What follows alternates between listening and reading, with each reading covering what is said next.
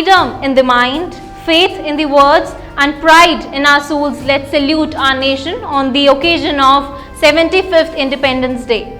Namaskar, this is Prishati Bagasra with you. You are watching The Awaaz. Let's have a look on today's breaking news.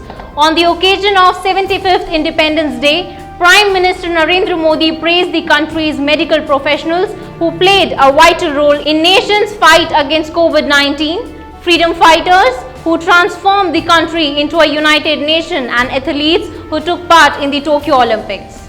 After unfurling the national flag from the rampart of Red Fort in Delhi, PM Modi said, "I would like to begin my conveying greetings on this special occasion of Independence Day. This is a day to remember our great freedom fighters." While paying tribute to the freedom fighters, Prime Minister said, be it Nehru ji, the first Prime Minister of India, Sardar Patel, who turned the country into a united nation, or Baba Saheb Ambedkar, who showed India the way to the future, the country is remembering every such personality. The country is in debt to all of them.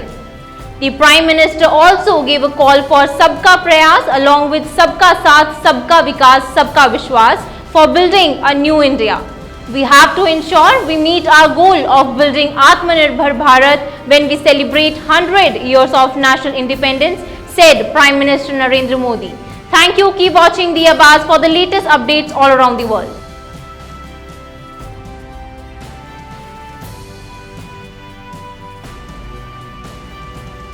दी आवाज़ परिवार की ओर से देशवासियों को आज़ादी की 75वीं वर्षगांठ की हार्दिक शुभकामनाएं।